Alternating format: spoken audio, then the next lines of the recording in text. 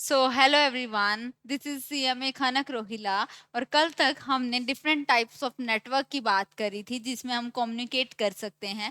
तो आज की क्लास में हम देखेंगे characteristics of effective communication in a network. मतलब कि आप जब अच्छी तरीके से बात कर पाते हैं नेटवर्क में, तो उसमें कैसे आप अच्छी तरीके से बात कर पाएंगे। हम सभी हमें कहते हैं कि एक नेटवर्क में आपको सही ढंग से बात करनी है, तो वो सही ढंग क्या है, उसमें क्या क्या क्वालिटीज होनी चाहिए। तो देखो, अगर हम सिंपल भी बात करें, अगर हम अपने कॉमन सेंस से भी बात करें, तब भी देखो हम ये कहते हैं कि जब भी हम किसी से बात करते हैं तो अपनी बात ऐसे बोलें कि सामने वाले पर्सन को सिंपल लैंग्वेज में बोले कि सामने वाले पर्सन को समझ आ जाए। ठीक है, ठीक है। अगर अगर मुझे आज आपको कुछ समझाना है, तो मैं कुछ ऐसे वर्ड्स बोलती हूँ जो आप लोगों ने कभी सुने ही नहीं, तो क्या आप वो बात समझ पाएंगे? जी नहीं, बिल्कुल नहीं समझ पाएंगे। तो सबसे पहले तो हमारा क्या मोटिव रहता है कि हम अपनी बात सिंपल और क्लियर वर्ड्स में बोलें। फिर क्या मतलब रहता है, अगर मुझे तुम्हें बताना है कि कल आप लोगों का टेस्ट है, तो मैं सीधा आकर ये बोल दूंगी कि कल आप लोगों का इस टॉपिक का टेस्ट है। अगर मैं बात घुमा फिरा के बोलूं कि कल तुम बच्चों को, मैं सोच रही हूँ कि क्यों ना कुछ ऐसा आज तक जितना तुमने पढ़ा है उसका कुछ हिसाब देखा जाए कि तुम कितना अच्छा पढ़ सकते हो, कितना अच्छा परफॉर्म कर सकते हो, है ना, मेरे को तुम्हारी परफॉर्मेंस देखनी है। ऐसे मैं बात बढ़ा रही हूँ बिन मतलब के, तो कुछ बच्चे समझ नहीं पाएंगे कि कल टेस्ट है। तो क्या है, हमें टू द पॉइंट बात करनी चाहिए।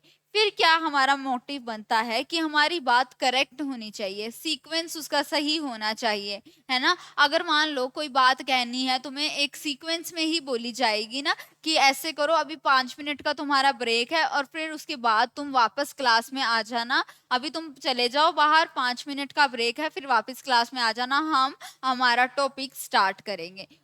अगर मैं अब तुम्हें ये ना बोलूं कि तुम्हारा सिर्फ 5 मिनट का ब्रेक है और सीधा ये बोल दूं एक बार तो आपकी तुम सब बाहर चले जाओ, तो तुम्हें लगेगा छुट्टी होगी और तुम वापस क्लास के अंदर नहीं आओगे। तो हमें हमने हमारी बात हमेशा एक सीक्वेंस में बोलनी पड़ती है, कंप्लीट बात बोलनी पड़ती है।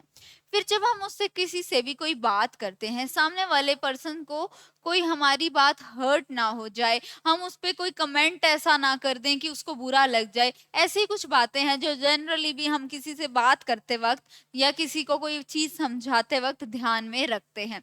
तो उसको पढ़ते हैं। देखो, सबसे पहला है क्लियर एंड सिंपल। जैसे हमने बात की कि अपनी बात सिंपल बोलनी है, क्लियर साफ साफ शब्दों में बोलनी है। Message should be clear and simple. Message should be clear simple, clear हो, सिंपल हो एंड फ्री फ्रॉम जैगरन। जैरगन क्या होता है बेटा? जैसे मान लो एक टिपिकल लैंग्वेज होती है, जैसे हमारी केमिस्ट्री की लैंग्वेज है O2 CO2।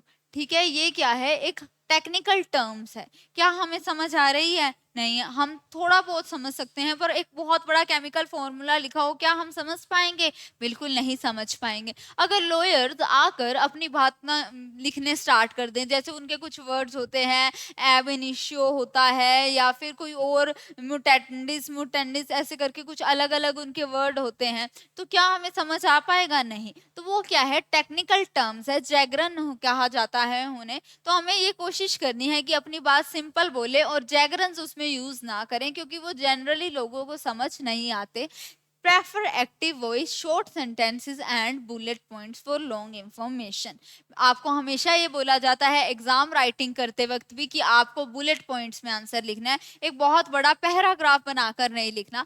बेटा, ये जो आपका ये आप एक चार्ट देख रहे हैं, ये भी आपकी बुक में एक पैराग्राफ में दिया हुआ था। मैंने आपको पैराग्राफ में क्यों नहीं पढ़ाया? क्योंकि वो बहुत ज्यादा लग रहा था और इंपॉर्टेंट पॉइंट्स आप मिस कर देते। बट इसमें हम कोई भी इंपॉर्टेंट पॉइंट्स मिस नहीं करेंगे। हमने क्या किया, बुलेट पॉइंट्स, जैसे ये पॉइंट्स बना लिए ना, ये बुलेट पॉइंट्स कहते हैं। पॉइंट्स में हमेशा अपनी बात बतानी चाहिए।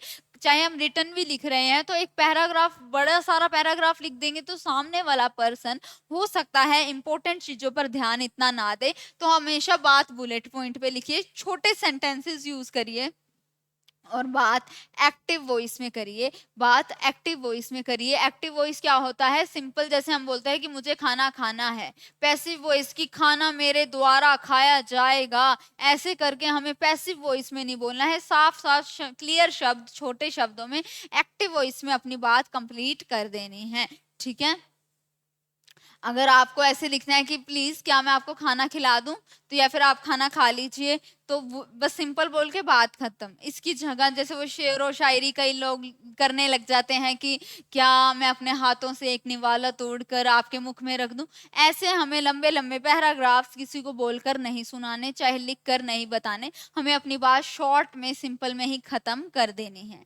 Next is concise. कंसाइज मतलब शॉर्ट और टू द पॉइंट, जो हमने अभी अभी बात की। अननेसेसरी वर्ड की मैं एक निवाला तोड़कर आपके मुख में डाल दूं, ऐसे करके अननेसेसरी कितनी लंबी बात बता दी। सिंपल भी तो बोल सकते थे कि क्या मैं आपका खाना लगवा दूं, खाना आप लोगों खाने के लिए तैयार है, मैं खाना सर्व कर दूं। तो हमें अपनी बात ना सिंपल बोलनी है, बिना बात के लेंदी मैसेज या फिर अननेसेसरी वर्ड्स उसमें नहीं डालने। अननेसेसरी वर्ड्स डालते हैं तो लोगों का अटेंशन वो इतना ध्यान नहीं दे पाते, तो हमें अननेसेसरी वर्ड नहीं डालने, ताकि पढ़ने वाला जो रिसीवर है वो क्या करे, फुल अटेंशन और कंसंट्रेशन के साथ इंपॉर्टेंट चीज को पढ़ पाए। ठीक है, हमने अभी तक दो पढ़े, क्लियर एंड सिंपल, और फिर था कंसाइज, मतलब सिंपल वर्ड्स बोलने हैं, एक्टिव वॉइस में जैगरन्स यूज नहीं करने। सेकंड में था कि अननेसेसरी लंबा पैराग्राफ नहीं बनाना, अननेसेसरी वर्ड्स को हमें इग्नोर करना है।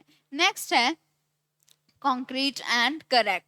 कॉन्क्रीट एंड करेक्ट का मतलब कि information should be well explained and based on concrete facts. अगर आज मैं तुम्हें ये नोट्स पढ़ा रही हूँ, अगर आज मैं कोई डेटा लिखती हूँ बोर्ड पर, तो वो मेरा डेटा एक कॉन्क्रीट फैक्ट होना चाहिए, मतलब मेरे पास उसका ठोस मजबूत एक वो है, सोर्स है कि हाँ इस सोर्स से मैंने ये बात उठाई है, इस सोर्स में लिखा गया था, तो मैंने आपको बोर्ड पे लिखा और आप लोगों को ये बात बताई है। मैं कोई भी बात अपनी मर्जी से नहीं लिख सकती। तो कोई भी इंफॉर्मेशन एक तो अच्छी तरह एक्सप्लेन करनी चाहिए, और दूसरा वो कोई अच्छे कंक्रीट, बिल्कुल हमें पता है कि बिल्कुल सही फैक्ट है, उसी पर बेस्ड बात होनी चाहिए। False information should never be passed as it may cause communication mishaps। मतलब अगर जो कोई बच्चे ऐसे करते हैं ना, झूठी आके बोल देते हैं भाई कल की छुट्टी है, वो किसी और को बोल देगा कल की छुट्टी है, कोई बच्चा क्लास में ही नहीं आएगा और पता लगे कल तो बहुत इंपॉर्टेंट आप लोगों का टेस्ट था। तो हम क्या कहते हैं, जब भी हम किसी से कोई बात कम्युनिकेट करते हैं वो पक्के फैक्ट्स पे बेस्ड होनी चाहिए। हमें कोई भी गलत इंफॉर्मेशन पास नहीं करनी चाहिए, क्योंकि ऐसे होता है जब भी हम कोई गलत इंफॉर्मेशन पास करते हैं तो मिस हैपनिंग्स हो जाती हैं, गलत। अब देखो कई बार ऐसे हो सकता है इंपॉर्टेंट इंफॉर्मेशन देनी थी और नहीं दी, तो क्या होगा, कुछ गलत काम हो जाएगा आपका, हो सकता है एग्जाम मिस हो जाए, हो सकता है आपको जहां पे पहुंचना था आप टाइमली ना पहुंच पाए। तो फॉल्स इंफॉर्मेशन हमें कभी भी नहीं देनी चाहिए। फिर है लॉजिकल और सीक्वेंशियल, जो हमने बात करी थी कि हर बात हमें सीक्वेंस में बतानी चाहिए, कि हाँ ये पहले ये कर लेना, फिर ये कर लेना, फिर उसके बाद तुम घर चले जाना। ये नहीं सीधा बोल दूं कि घर चले जाना और तुम घर चले गए, उसके बाद मैं बोल रही हूँ अरे पहले होमवर्क कर लेते या क्लास वर्क ये कर लेते। ऐसे नहीं होता, एक प्रॉपर सीक्वेंस में हमें अपनी बात सामने वाले को बतानी होती है। तो इंफॉर्मेशन हमेशा लॉजिकल और सीक्वेंस में होनी चाहिए। इनकम्प्लीट और रॉन्गली ऑर्डर्ड, अगर जैसे मैंने बोला था कि अगर मैंने पहले ही बच्चों की छुट्टी कर दी, बाद में मैं बोल रही हूँ कि ये टॉपिक तो पढ़ के जाना था, तो क्या हुआ, बिना बात की कंफ्यूजन ही तो हो गई। तो हमें हमेशा एक सही ऑर्डर में बात करनी चाहिए, सही ऑर्डर में इंफॉर्मेशन देनी चाहिए। इनकम्प्लीट बातें नहीं बोलनी चाहिए और ना ही रॉन्ग ऑर्डर में बात कोई देनी चाहिए। आई होप आपको ये समझ आ रहा होगा। Next is honest and respectful and polite. बेटा जब भी हम कोई बात करते हैं ध्यान रखिए हम सच बोल रहे हैं और वैसे वर्ड्स यूज कर रहे हैं कि सामने वाले की फीलिंग्स हर्ट नहीं हो रही। हमें उनकी कोई भी कास्ट कैसी है, कौन सी जाति से बिलोंग करते हैं, कौन सा धर्म मानते हैं, उनके बेस पर उनका मजाक नहीं उड़ाना चाहिए, कोई गलत सेंटेंस बोलना नहीं चाहिए। तो क्या लिखा गया है कि जब भी हम कम्युनिकेट करें तो हमें यह देखना चाहिए कि अपनी बात ऑनेस्ट है, सच है, ओपन है, मतलब हमारी बात बिल्कुल सच है, हम किसी का सामने वाले का ध्यान रख के कंसीडर कर रहे हैं सामने वाले की फीलिंग्स भी, कि अगर मैं कुछ ऐसा बोलूंगा तो हो सकता है सामने वाला हर्ट हो जाए। जैसे कुछ लोग क्या करते हैं, जैसे पॉलिटिकल पार्टीज के लिए भी एक दूसरे को बोलने लग जाते हैं कि तेरी पार्टी गलत है, मेरी पार्टी सही है, या फिर कईयों के फेवरेट एक्टर्स होते हैं तो उसके लिए भी जान के उनको हर्ट करने लग जाते हैं कि तुम्हारा वाला एक्टर ऐसे। तो हमें क्या लेना देना, जो पर्सन जिस जिस बिलीफ को मानता है उसको उस रिलीजन को मानने दो, जो जिस एक्टर को मानता है उसके आगे हम क्यों बिना बात के बहस करें। तो ये वही बोला गया है कि हम सामने वाले की फीलिंग्स का भी सोचें कि यार उसका वो फेवरेट है, उसके बारे में मुझे ऐसा नहीं बोलना चाहिए, सामने वाले को कंसीडर करना है। हमें रूड मतलब गंदे वर्ड्स, किसी की बदतमीजी, किसी की कास्ट को लेके बात नहीं करनी चाहिए, डिस्क्रिमिनेटरी वर्ड्स या फिर इनकंसिडरेट वर्ड्स नहीं बोलने चाहिए। डिस्क्रिमिनेशन मतलब जैसे हम कहते हैं ना, भेदभाव करना, बिना बात का भेदभाव नहीं करना चाहिए, हमें सबको इक्वली ही ट्रीट करना चाहिए। Next is active and mature listener. सुनने वाले पर्सन को भी हमेशा एक्टिवली और मैच्योरली बात सुननी चाहिए। आप एक हमेशा गुड लिसनर होनी चाहिए, कोई आपको बात बता रहा है आपको बीच में नहीं काटनी, ध्यान से उसकी बात सुननी है। Listener should understand the message properly, clarify doubts, analyze non-verbal actions and act maturely। मतलब इसने क्या बोला, इसने ये बोला कि ना जो भी लिसनर है, जो सुनने वाला है बात, उसको भी ध्यान से मैच्योरली बिहेव करना चाहिए कि सामने वाला पर्सन कोई बात किस वे में बोल रहा है, जब वो कुछ बोल रहा है तो उसकी बॉडी लैंग्वेज क्या है।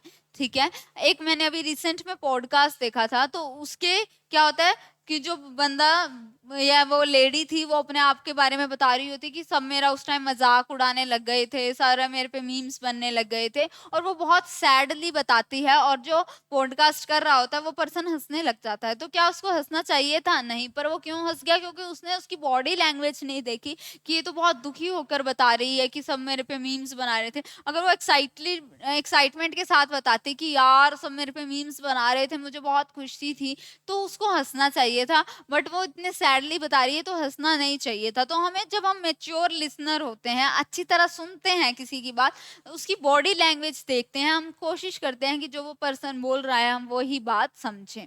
Next is attention and focus. मतलब लिसनर को हमेशा फोकस में रहना चाहिए। अब देखो, अगर मैं क्लास में पढ़ाती हूँ, हम कहते हैं ना फोकस करो, मेरी ही बात सुनो, मेरी बात समझने की कोशिश करो। अगर स्टूडेंट्स क्या है अपनी तरफ, मेरी तरफ देख ही नहीं रही, अपने ही बातों में लगे हुए हैं, उनको बात समझ नहीं आएगी। आपको केयरफुली ध्यान से फोकस में करना चाहिए। Proper attention is necessary to avoid miscommunication. जब आप प्रॉपर अटेंशन देते हैं, ध्यान देते हैं, अच्छी तरह से बात सुनते हैं, तब क्या है, बहुत जरूरी है, अगर आप अच्छी तरह ध्यान से बात सुनेंगे तब कोई भी मिसकम्युनिकेशन, कोई भी गलत फहमी बातों में नहीं हो गई। फिर है कंट्रोल्स एंड इमोशंस। मतलब जब आप किसी के बारे में बात करें तो अपने इमोशंस कंट्रोल करके रखें। Emotions must be controlled while communication. Receiver should not add personal knowledge, assumption और इमोशंस व्हाइल पासिंग इंफॉर्मेशन। मतलब जैसे हमने बात की, जैसे पॉलिटिकल लीडर्स के बारे में कई लोग नहीं सुन पाते, पॉलिटिकल पार्टीज के बारे में नहीं सुन पाते, अपने रिलीजन के बारे में नहीं सुन पाते, तो हमें उन वैसे लोगों के आगे ऐसी कोई बात नहीं करनी चाहिए। और अगर हम कोई बात बता भी रहे हैं तो अपने पर्सनल इमोशंस कंट्रोल करके बोलने चाहिए। ठीक है, अब न्यूज एंकर्स होते हैं, वो ऐसे नहीं कि एक पर्सन या एक पार्टी उनको अच्छी लगती है तो उसकी तारीफ करे, दूसरे के बारे में हमेशा खुद की मर्जी से नेगेटिव बोल दे, ऐसे नहीं होता। उनको प्रॉपर इंफॉर्मेशन देनी पड़ती है। तो कंट्रोल, अपने इमोशन साइड पर रखकर जब हम किसी को कोई बात कम्युनिकेट करें तो हमें उसको सही बात ही कम्युनिकेट करनी है। तो अपने इमोशंस हमेशा कंट्रोल करने हैं बोलते वक्त, और अपनी तरफ से कोई अपनी मर्जी से, अपनी नॉलेज से, अपनी सोच से कोई भी बात एक्स्ट्रा बनाकर नहीं देनी है। जितना आपको बोलने का कहा गया है उतना ही बोलना है, अपनी तरफ से कोई भी पर्सनल बात ऐड नहीं करनी। Next is right network and security. मतलब है type of network depends on the message being pass from one level to another. Security should also be considered while communicating.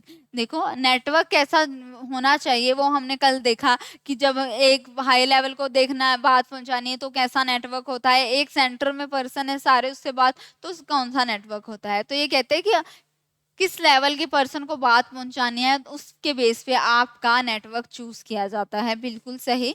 फिर कहा गया सिक्योरिटी, मतलब जब हम कोई बात पहुंचाते हैं, कोई बात छुपाने वाली है, कॉन्फिडेंशियल बात है, प्राइवेट बात है, तो हमें उसकी सिक्योरिटी का ध्यान रखना चाहिए। ये नहीं कि किसी की पर्सनल बात हम सबको बता दें। तो security should also be considered कि हमें जब कोई बात कर रहे हैं तो बात की सिक्योरिटी बनी रहे, वो बात सेफ रहे, बिना बात ऐसे ना हो किसी ऐसे पर्सन को पता चल गई जो उसका आप गलत फायदा उठा रहा है। तो हमें बात करते वक्त सिक्योरिटी का भी ध्यान रखना है, नेटवर्क भी सही ध्यान रखना है। और इन्होंने कहा सब नेटवर्क की अपनी अपनी एक एडवांटेज है। ठीक है, तो आप लोगों को ये समझ आ गया होगा कि इफेक्टिव कम्युनिकेशन इन नेटवर्क में क्या क्या जरूरी है। फर्स्ट था clear and simple, next is are concise, फिर था concrete and correct, logical and sequence, फिर था हमने सच बोलना है, मेच्योर लिसनर बनना है, हमेशा अटेंशन रखनी है, अपने इमोशंस कंट्रोल करने हैं, और राइट सिक्योरिटी और नेटवर्क पे ही अपनी बात पहुंचानी है। ठीक है, next is commonly used mediums of digital communication। सबसे पहले है what is digital communication। Digital communication किसको कहा जाता है और डिजिटल कम्युनिकेशन क्या होती है।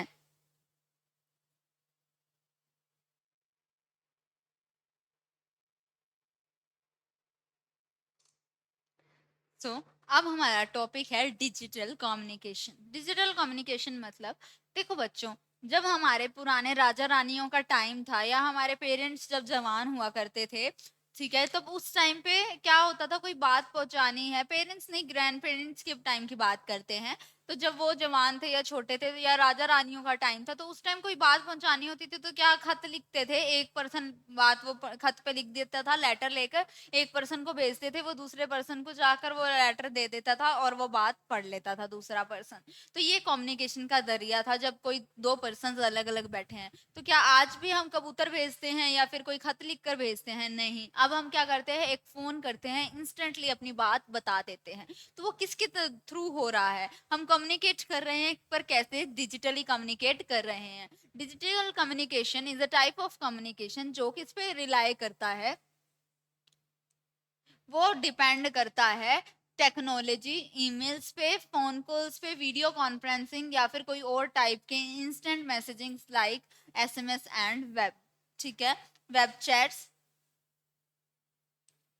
या फिर even blogs, podcast and videos are considered form of digital communication. इसमें हमने क्या देखा कि डिजिटल कम्युनिकेशन किसको कहा जाता है, आज के टाइम में हम इंस्टेंटली अपनी कोई बात बता सकते हैं किस जरिए से, चाहे हम किसी को ईमेल कर दें या फिर हम किसी को फोन कर दे, वीडियो कॉल कर लें, या फिर कोई एसएमएस कर दे, किसी की वेबसाइट पे जाकर आजकल हम कमेंट करते हैं, रिव्यूज मांगते हैं, तो वो भी तो एक टाइप का कम्युनिकेशन ही है ना। फिर आजकल हम ब्लॉग्स, आजकल तो कितने ब्लॉगिंग्स चलती हैं ना, हम किसी एक टॉपिक के बारे में एक ब्लॉग बना के किसी को एजुकेट कर सकते हैं, है ना। तो ब्लॉगिंग्स होगी, पॉडकास्ट, कितने हम पॉडकास्ट, राशमानी का पॉडकास्ट देखते हैं, कितना वो भी तो कम्युनिकेट ही कर रहा है ना कुछ तो हमें बता ही रहा है, कोई बातचीत ही हो रही है।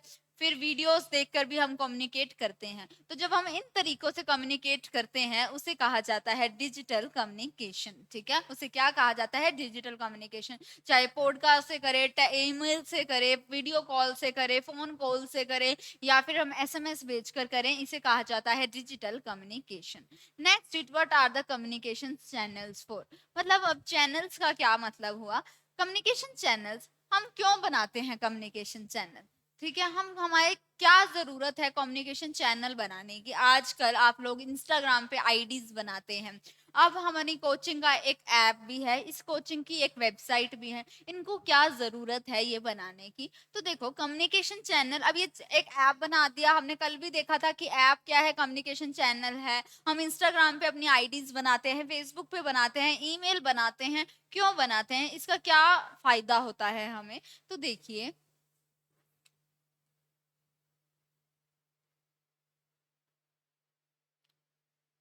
कम्युनिकेशन चैनल हमें हमारी build your brand with your audience, build your brand with your audience. अगर मेरे को आज ये शर्ट बेचनी है, मेरा काम है शर्ट बेचने का, तो मैं अपनी ऑडियंस के पास कैसे कनेक्ट करूंगी, टीवी से ऐड करवा के, किसी इन्फ्लुएंसर से वीडियोस बनवा के, अपना इंस्टा पे पेज बनाकर जिसमें मैं इस प्रोडक्ट के बारे में बता रही हूँ, तो मेरी ऑडियंस मुझसे कनेक्ट कर पाए, इसलिए मैं उनको मेल्स भेजती हूँ। आजकल हमें कॉल्स आते हैं, रिसेंटली मैंने एक परफ्यूम बाय किया था, तो उसके टीम का मुझे कॉल आ रहा था कि मैम कोई कंप्लेंट तो नहीं है, वो न्यू ब्रांड है काफी। तो ये देखो ये क्या है, ताकि वो लोग अपनी ब्रांड बना सके अपनी ऑडियंस के आगे, उनको पता चले, ऑडियंस को पता चले कि कौन सी ब्रांड है। It helps you to identify sales and help you understand their behaviour. ठीक है, अब जैसे मैंने बोला वो परफ्यूम वालों का मुझे कॉल आ रहा था कि मैम ये ठीक है क्या, आपकी कोई कंप्लेंट नहीं है। इससे क्या होगा, अब मुझे लगा कितनी अच्छी ब्रांड है ये, तो कॉल करके पूछते हैं, ठीक है, अपने प्रोडक्ट के बारे में। फिर उन्होंने मुझे बताया कि मैम अगर आप 2 परचेज करोगे तो 1 फ्री है। तो क्या हुआ, उनकी सेल भी बढ़ गई, उनकी सेल तो बढ़ रही है, साथ में उनको मेरा बिहेवियर समझ आ रहा है, उनको पता चल रहा है कि मैम को प्रोडक्ट पसंद आ रहा है, इस एज की गर्ल्स पसंद कर रही हैं, वुमेन्स पसंद कर रही हैं, या फिर मेल्स पसंद कर रहे हैं इस प्रोडक्ट को या नहीं। तो उनको कस्टमर का बिहेवियर भी समझ आता है। तो चैनल्स क्यों जरूरी हैं, क्यों हमें को फोन कॉल करनी जरूरी है, ईमेल करनी जरूरी है, ताकि आपके बीच में और आपकी ऑडियंस के बीच में एक चैनल बन सके, एक ब्रिज बन सके, एक रिश्ता बन सके। कैसे बनेगा, आप कॉल्स कर रहे हो तो आप अपने कस्टमर को जान पा रहे हो, इसलिए हमारे कम्युनिकेशन चैनल्स इंपॉर्टेंट है, ताकि एक तो क्या हो, हम अपनी ब्रांड के बारे में ऑडियंस को बता सकें। इंटेंसिफाई सेल्स मतलब सेल्स बढ़ा सके, सेल्स को इंक्रीज कर सके, अपनी ऑडियंस का बिहेवियर समझ सके कि उनको पसंद आ रहा है, नहीं पसंद आ रहा, उनको ज्यादा कॉल्स पसंद आ रही है, उनको कोई कंप्लेंट तो नहीं है। और इससे क्या होगा, आप लोगों के बीच में एक कनेक्शन बन जाएगा, एक ब्रिज बन जाएगा आपके बीच में और आपकी ऑडियंस के बीच में। अब हमें कौन सा चैनल यूज करना चाहिए, अब देखो कम्युनिकेशन का हमने कितने सारे देखे ना, कि आप वीडियो कॉल कर सकते हो, फोन कॉल्स कर सकते हो, आप लोग ब्लॉगिंग्स कर सकते हो, पॉडकास्ट कर सकते हो। तो आप लोग कैसे एक कम्युनिकेशन चैनल बनाएंगे, ठीक है। तो how to choose right communication channel, अब इतने सारे कम्युनिकेशन चैनल्स में मैं राइट कम्युनिकेशन चैनल कैसे चूज करूं। अब मेरे को एक कोचिंग खोलनी है या अपने ज्ञान सागर की ही मुझे ऐड करवानी है। तो सर मुझे कहते हैं कि लोगों को पता लगे ज्यादा से ज्यादा, तो तुम कुछ सोचो, कोई चैनल सोचो कैसे हम लोगों से कनेक्ट कर सकते हैं। मैं कहूंगी सिंपल है सर, क्यों ना सलमान खान से अपा ऐड करवा लेते हैं, सलमान खान को कोचिंग में बुला लेते हैं या ऐड करवा लेते हैं। तो सर कहेंगे इतना बजट थोड़ी ना है, सलमान खान तो कितने सारे पैसे लेगा। मैं सोचू सलमान खान भी छोड़ो सर, हम क्या करते हैं, फॉरेन का कोई एक्टर बुला लेते हैं, और टेलर स्विफ्ट बुला लेते हैं, उसको कहेंगे एक्ट कर देना हमारे कोचिंग के बारे में। तो सर कहेंगे शायद खनक पागल हो चुकी है कि इतना एक्सपेंसिव थोड़ी है। तो हमें जब भी कोई ऐड करनी होती है तब हम अपना पहले बजट देखते हैं, हमें कम्युनिकेट कैसे करना है, हम अपना बजट देखते हैं।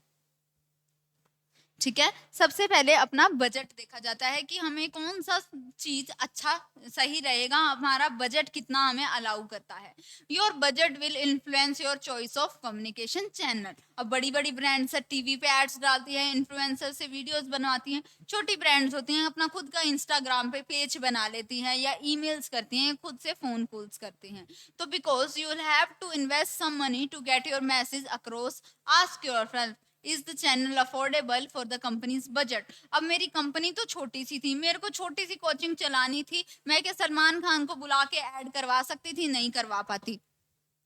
तो मेरी कंपनी कितनी बड़ी है, मेरी कंपनी का बजट कितना है, बजट तो है मेरा 5,000, और मैं बोल रही हूँ कि मैं सलमान खान से वीडियो बनवाऊंगी या सलमान खान को बुला के अपना एक पॉडकास्ट करूंगी। तो मैं क्या ये कर सकती हूँ, नहीं कर सकती, क्योंकि मेरी कंपनी का उतना बजट ही नहीं है। बजट मतलब हमारे पास कितने पैसे हैं अपना कम्युनिकेशन चैनल बनाने के लिए, कम्युनिकेशन चैनल पे भी हमारे पैसे खर्च होते हैं, तो हम कितना पैसे खर्च कर सकते हैं। नेक्स्ट है consider your message, consider your message. अब देखो आप लोगों ने देखा होगा जब टीवी पे या फिर आपके मोबाइल फोन पे किसी कोचिंग इंस्टीट्यूट, किसी कंपनी की या फिर किसी कॉलेज की ऐड आती है टीवी पर ऐड आती है। तो उसमें मान लो एक टीवी की ऐड, टीवी में आपके एक कॉलेज की ऐड आ रही है, और उस कॉलेज की ऐड में सब लोग बिल्कुल गोल्डन कपड़े पहन के, शाइनिंग कपड़े पहन के डांस कर रहे हैं, है ना, और रोमांटिक सॉन्ग्स चल रहे हैं। क्या ऐसे ऐड होती है? नहीं, ऐसे ऐड तो नहीं होती। स्कूल कॉलेजेस की ऐड फॉर्मली होती है, कोई मूवीज की ऐड करनी होती है, मूवीज के बारे में इंफॉर्मेशन देनी होती है, कम्युनिकेशन करनी होती है। तो उसमें सॉन्ग्स लगाए जाते हैं, मतलब शाइनी पिक्चर्स लगाई जाती हैं, ताकि क्या हो, शाइनी कपड़े पहने जाते हैं ताकि पता चले कि फॉर्मल है बात करने का तरीका या फिर इनफॉर्मल है। तो आपका मैसेज भी देखो कि आपको क्या मैसेज जनता तक पहुंचाना है, क्या मैसेज ऑडियंस को कम्युनिकेट करना है। Type of message is another thing you should considerate, कि आपको दूसरी चीज क्या है, पहले तो आप अपना बजट देखोगे, दूसरा देखना है आपको किस टाइप का मैसेज लोगों तक पहुंचाना है। आपका मैसेज फॉर्मल है या फिर इनफॉर्मल। कोचिंग वाले अपनी बात बताएंगे तो वो फॉर्मल तरीके से बताएंगे। अब मान लो कोई टीवी कैफे है, किसी मूवी के बारे में ऐड हो रही है, तो वो थोड़ा इनफॉर्मल हो जाता है। फिर अब बताओ, क्या आपको विजुअल्स दिखाने हैं या टेक्स्ट? या तो आपको सिर्फ मैसेज लिख के न्यूज पे टेक्स्ट की तरह आ जाता है। टीवी पे अगर हम टीवी के जरिए पॉडकास्ट के जरिए कम्युनिकेट करते हैं, तब हम कुछ पिक्चर्स या फिर कोई चीज दिखा भी सकते हैं। अब देखिए, is the message time sensitive और ट्राइवल, मतलब बहुत अर्जेंट है, हमें बात अभी अभी पहुंचानी है, या फिर हमारे पास अच्छा खासा टाइम है, हम आराम से भी अपनी बात पहुंचा सकते हैं।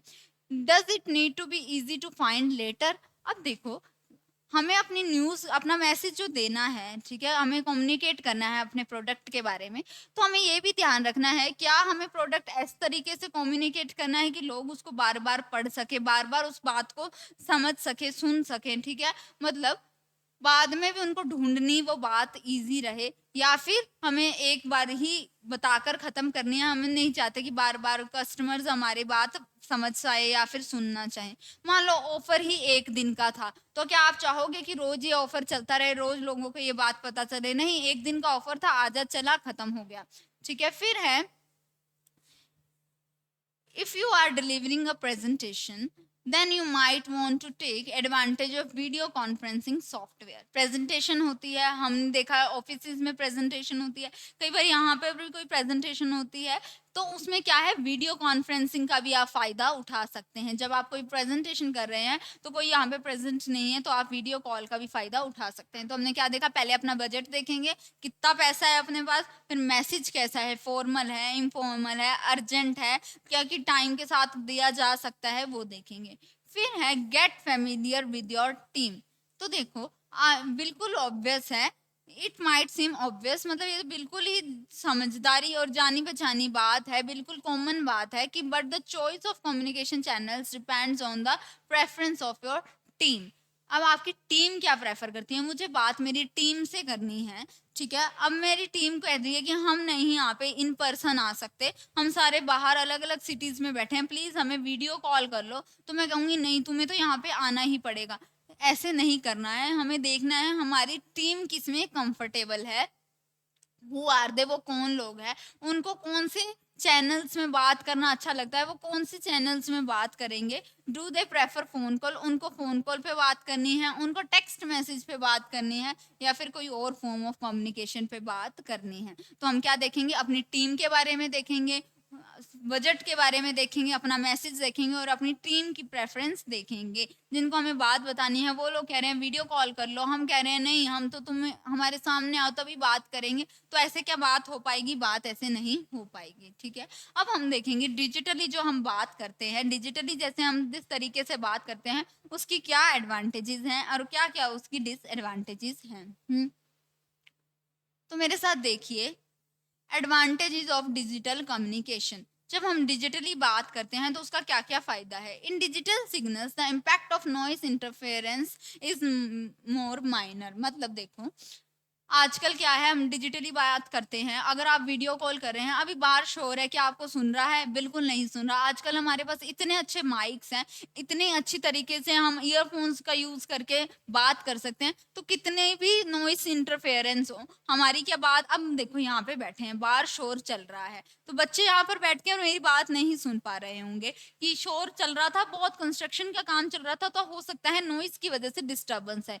बट जब हम मान लो वीडियो कॉल पे कर रहे हैं या टेक्स्ट लिखकर मैं डिजिटली एसएमएस कर रही हूँ, क्या शोर का कोई भी मतलब उसमें पड़ेगा? नहीं पड़ेगा। अगर किसी को बात सुननी है वो ईयरफोन्स लगा के बात सुन लेगा, क्या कम्युनिकेशन में कोई शोर का, कोई डिस्टर्बेंस का चांस है? नहीं, चांस काफी कम हो जाता है। हम कई बार कहते हैं ना, भाई तेरी आवाज नहीं आ रही, मैसेज कर दे, तो देखो मैसेज किया तो आवाज से उससे कोई मतलब ही नहीं है, कितनी अच्छी तरह आराम से डिजिटली हमारी बात कम्युनिकेट हो गई। It facilitates video conferencing that saves time, money and efforts. ठीक है, हम वीडियो कॉल कर सकते हैं, इससे हमारे पैसे बचते हैं। अगर मैं यहाँ पे बुला के सब बच्चों को बिठा के कोई बात बताऊंगी, मुझे कितना खर्चा करना पड़ेगा। वीडियो कॉन्फ्रेंस पे ही बात समझा दी, ना बच्चों को बुलाने का खर्चा करना पड़ा, ना ये एसी चलाना, ये रूम का रेंट देना पड़ा। तो ये क्या हुआ, वीडियो कॉन्फ्रेंसिंग से हमारा टाइम एफर्ट्स बच जाते हैं। इट इज लेस एक्सपेंसिव, हमने भी देखा लेस एक्सपेंसिव है, ठीक है, कि इसमें हमारा खर्चा काफी कम आता है जब हम डिजिटली बात बताते हैं। अब मैं ट्रेन करके बात बताने चाहूंगी तो खर्चा ज्यादा आएगा, फोन पे बता दूंगी तो मेरा खर्चा काफी कम हो जाएगा। It is used in military applications. इसका क्या कहने का मतलब है कि जब जैसे डिफेंस की चीजें हैं, कितने उनमें हाई सिक्योरिटी चाहिए होती है, उसमें भी हम डिजिटली बात ट्रांसफर कर देते हैं कि उसके पास अगर कोई बात कहेंगे हो सकता है कोई हार्म कर दे, तो डिजिटली बात प्रेफर करते हैं।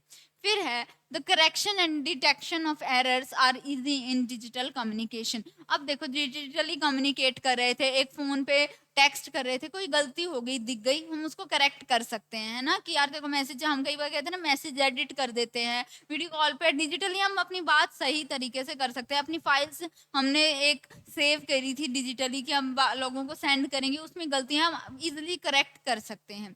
फिर है as compared to analog signals, it is made easy to save and retrieve the digital signals।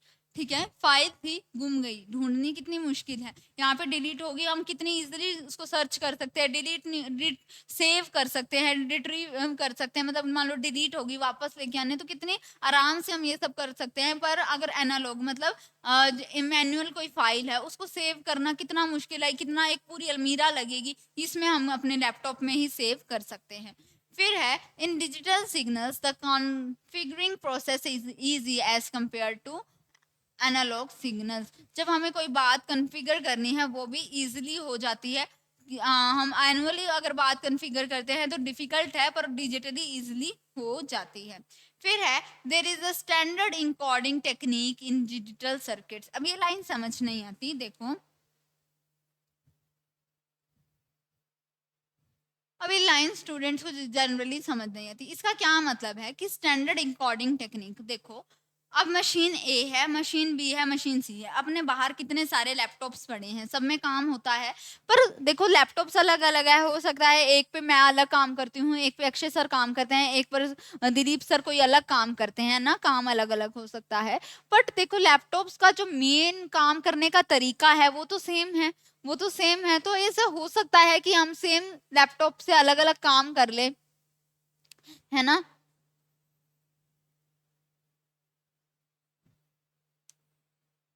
देखो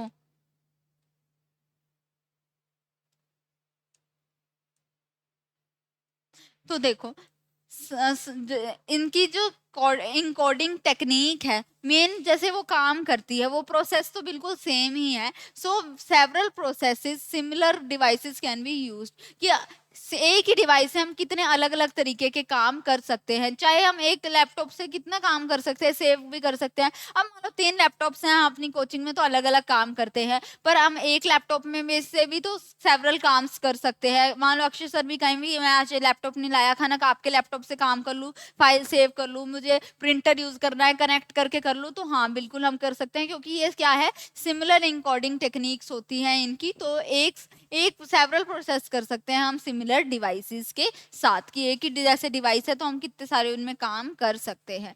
फिर है probability of cross talk is significantly less in digital communication। बात क्रॉस टॉक की, एक दूसरे की बात काटना, जैसे हम कहते हैं ना कि मेरे को बोलने ही नहीं दिया, काटता रहा वो मेरी बात, तो डिजिटली जब हम कम्युनिकेट करते हैं तो ये चीज कम होती है। अगर मैंने व्लॉग बना के वीडियो कॉल ने वीडियो बना के कोई बात करी है, रिटर्न में कोई मैसेज किया है, तो उसमें तो ऐसे तो नहीं है ना कि मेरी बात कट रही है, नहीं, बहुत कम चांस है कि मेरी बात कटेगी। नेक्स्ट है implementation of hardware is more flexible in digital communication, कि हार्डवेयर का यूज करना, अपने कौन से हमें टूल्स यूज करने हैं वो डिजिटली जब हम करते हैं हम चेंज कर सकते हैं, है ना। हम कितनी बार कहीं और क्लास रिकॉर्ड करते हैं, कभी कहीं और करते हैं, कभी मैं ये वाला माइक यूज करती हूँ, कभी मैं मतलब शर्ट पे वो जो दूसरा माइक आता है वो यूज करती हूँ, तो हार्डवेयर भी हम इजिली चेंज कर सकते हैं, ठीक है।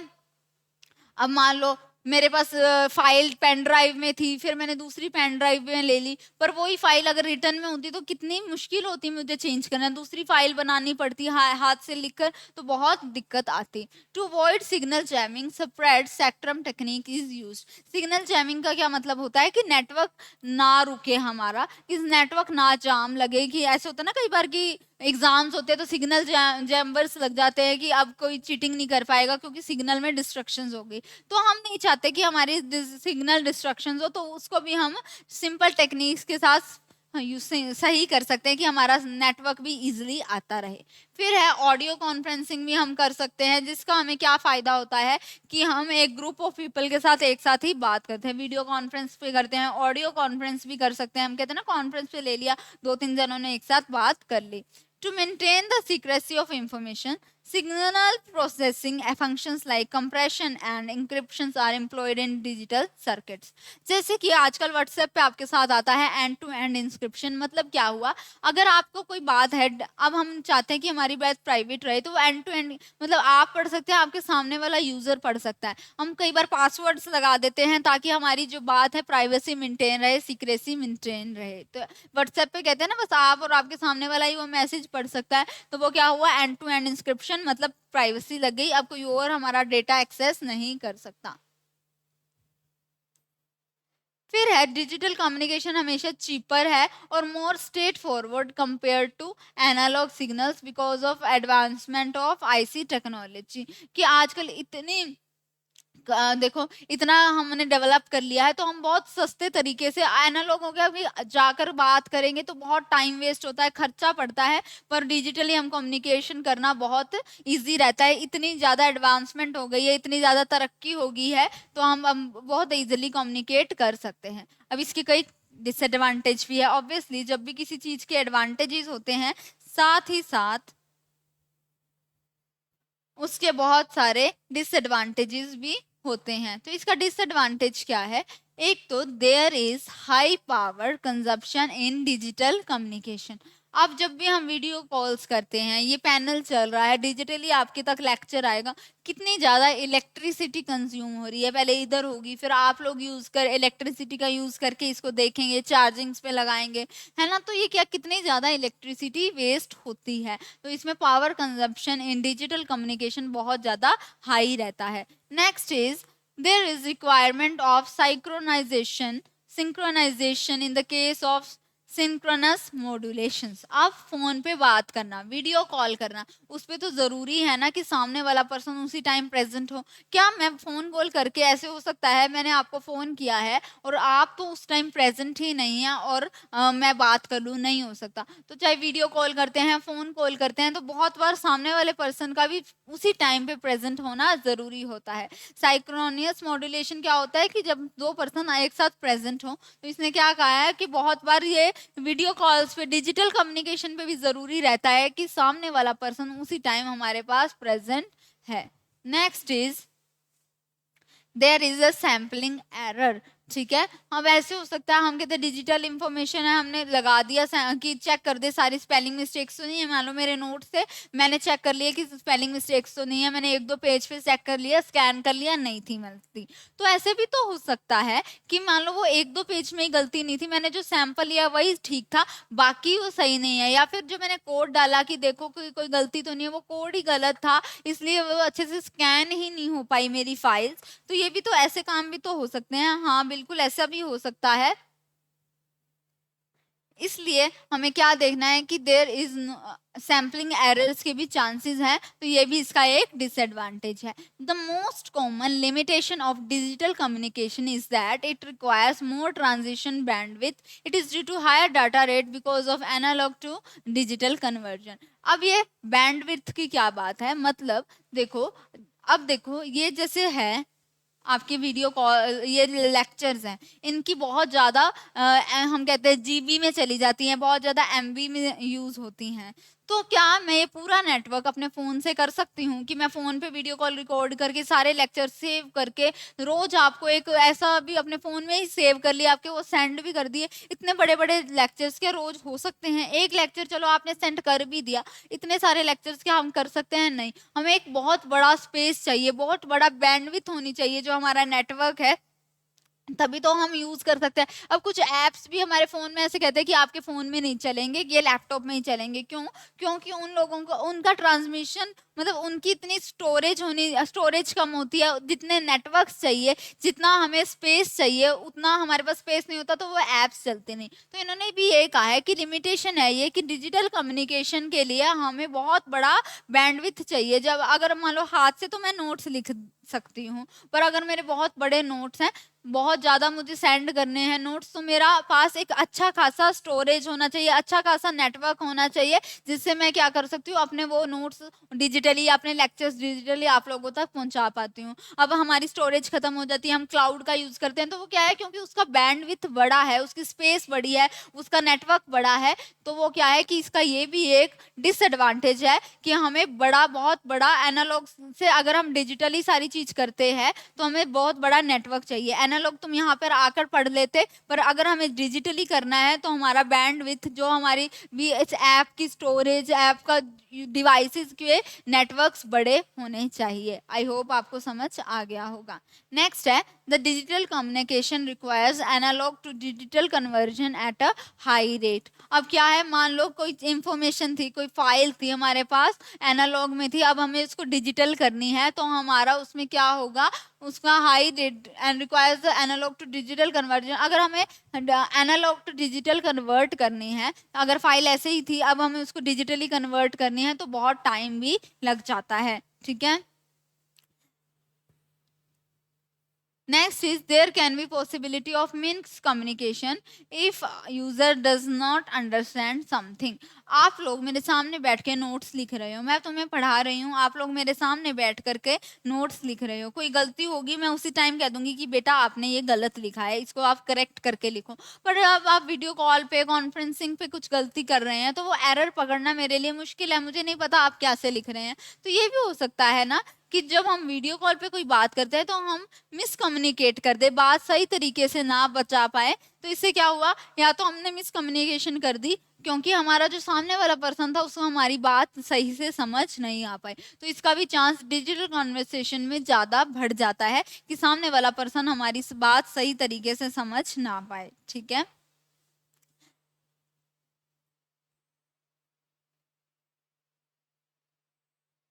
ठीक है, अब दोबारा आया यही टॉपिक कि what are they used for. हमने पहले भी पढ़ा था कि डिजिटल चैनल्स क्यों यूज किए जाते हैं, हम डिजिटली कम्युनिकेट क्यों करते हैं, ताकि हम क्या कर सके, अपनी ब्रांड बना सके, और हम बना सके एक ब्रिज अपने और अपनी ऑडियंस के बीच में, हम एक ब्रिज बना सके अपनी ऑडियंस के बीच में। और why should you use more than one communication channel. अब ये देखो, ज्ञान सागर का एक पेज है, ठीक है, ये बिजनेस ऑर्गेनाइजेशन चल रही है, एजुकेशन ऑर्गेनाइजेशन चल रही है, तो इनके लिए क्यों जरूरी है कि मल्टीपल चैनल्स रखें। देखो, आप व्हाट्सएप पे भी हमसे कनेक्ट कर सकते हो, आप हमारी वेबसाइट पे जाके भी कनेक्ट कर सकते हो, आप इंस्टाग्राम पे कनेक्ट कर सकते हो, फेसबुक ट्विटर पे कर सकते हो, हमारा ऐप से हमसे कनेक्ट कर सकते हो। तुम ये सारी चीजें क्यों जरूरी है, क्यों हमने इतनी सारी आईडीज बनाई हैं, क्यों इतने सारे हम प्लेटफॉर्म्स यूज कर रहे हैं। तो देखो, keep an eye on all the communication channel is used to always keep them updated। मतलब क्या है, इतने सारे चैनल्स हैं, अब सर की फेसबुक है, इंस्टाग्राम पे भी पेज है, ऐप भी है, वेबसाइट भी है, इससे क्या है, हम अपडेटेड रहते हैं कि लेटेस्ट आज के टाइम पे क्या चल रहा है। It is essential to add new content at least once a week और have an editorial calendar to help you with this. अब देखो, सर को फेसबुक पे अलग अलग तरीके की क्यों जरूरी है, या हम जब यूज करते हैं तो हमारे लिए क्या चीजें जरूरी हैं।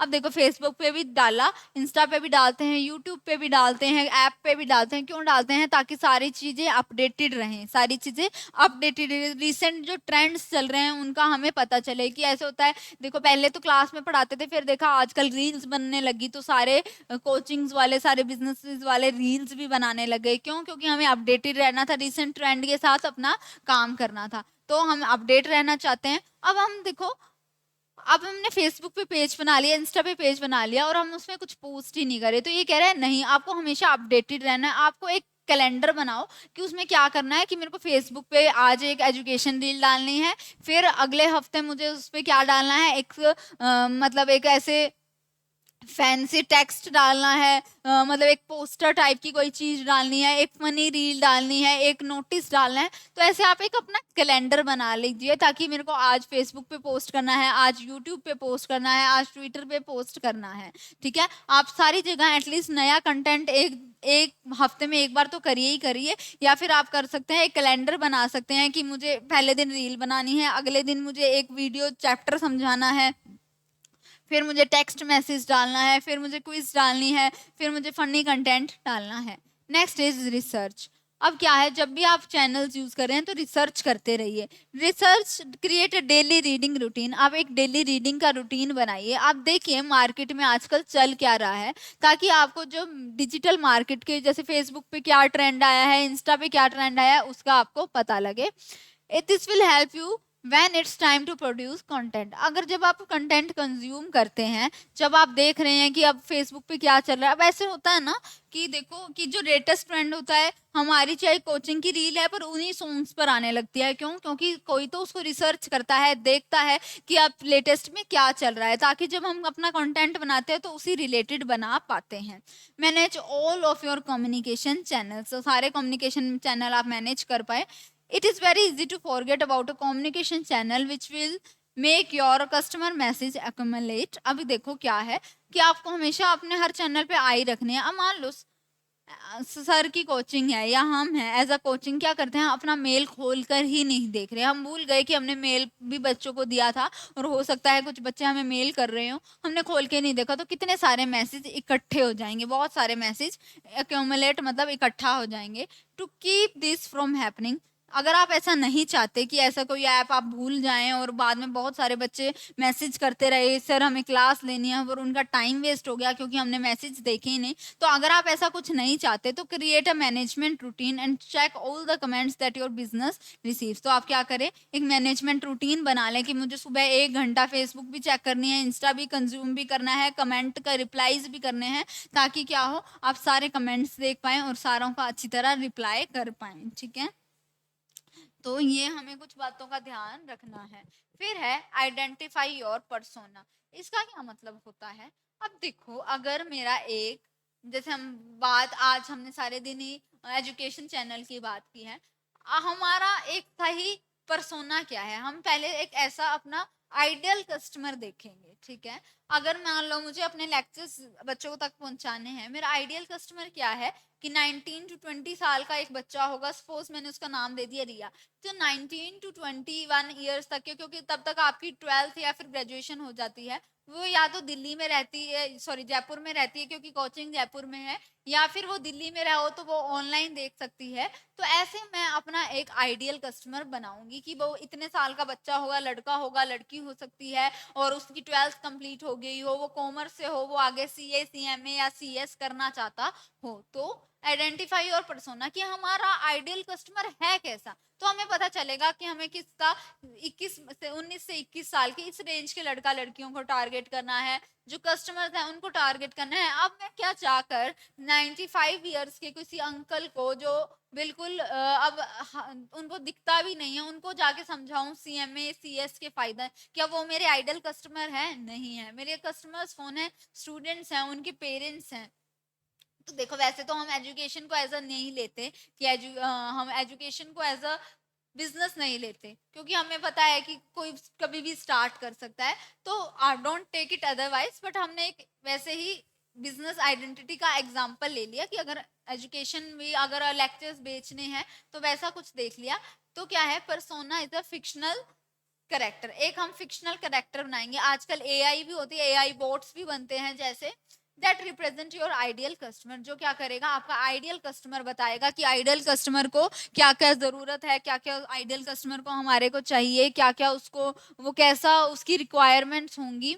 It is sum of all the characteristics of the people to whom you intend to direct your product or service. वो जो फिक्शनल करेक्टर है, वो जो फिक्शनल करेक्टर है उसके पास सारी क्वालिटीज होंगी जो हम चाहते हैं अपने कस्टमर को देना।